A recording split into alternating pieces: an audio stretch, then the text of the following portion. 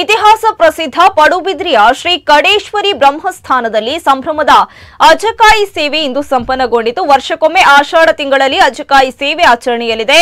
ಅಜಕಾಯಿ ಸೇವೆಯ ದಿನದಂದು ಪೂರ್ವ ಪದ್ಧತಿಯಂತೆ ಬ್ರಹ್ಮಸ್ಥಾನದ ಸಹಾಯಕರು ಹಾಗೂ ಬ್ರಾಹ್ಮಣ ಯುವಕರು ಬೆಳ್ಳಂಬೆಳಗ್ಗೆ ಸಮುದ್ರಕ್ಕೆ ತೆರಳಿ ಅಲ್ಲಿಯ ಮೃತ್ತಿಕೆಯನ್ನ ಸಂಗ್ರಹಿಸಿ ಶ್ರೀ ಖಡೇಶ್ವರಿ ಬ್ರಹ್ಮಸ್ಥಾನಕ್ಕೆ ತಂದು ಎಲ್ಲೆಡೆ ಹರಡಿ ಸಮತಟ್ಟು ಮಾಡ್ತಾರೆ. ಇದೇ ಸಂದರ್ಭ ಕಳೆದ ವರ್ಷ ತಂದು ಬ್ರಹ್ಮಸ್ಥಾನದಲ್ಲಿ ಹರಡಿದ್ದ ಮೃತ್ತಿಕೆಯನ್ನ ತೆಗೆದು ಹೊಸದನ್ನ ಹರಡಲಾಗುತ್ತಿದೆ. ಇಲ್ಲಿಗೆ ಆಗಮಿಸುವ ಭಕ್ತರಿಗೆ ಆ ಮೃತ್ತಿಕೆಯೇ ಪ್ರಸಾದವಾಗಿರುತ್ತದೆ. ಎಲ್ಲರೂ ಇಲ್ಲಿನ ಮರಳಲ್ಲೇ ಕುಳಿತು ಧ್ಯಾನಮಗ್ನರಾಗುತ್ತಾರೆ. ಕೊನೆಯಲ್ಲಿ ಮರಳನ್ನೇ ಪ್ರಸಾದವಾಗಿ ಹಣೆಗೆ ಹಚ್ಚುತ್ತಾರೆ. ಆಧುನಿಕ ಯುಗದಲ್ಲಿಯೂ ಈ ಬಯಲು ಆಲಯದಲ್ಲಿ ಭಜಕರಿಗೆ ಕುಳಿತುಕೊಳ್ಳಲು ಆಸನಗಳಿಲ್ಲ, ಕಾಣಿಕೆ ಡಬ್ಬಿ ಇಲ್ಲ, ವಿದ್ಯುತ್ ಸಂಪರ್ಕ ಇಲ್ಲ, ಫೋಟೋ ವಿಡಿಯೋ ಮಾಡುವಂತಿಲ್ಲ.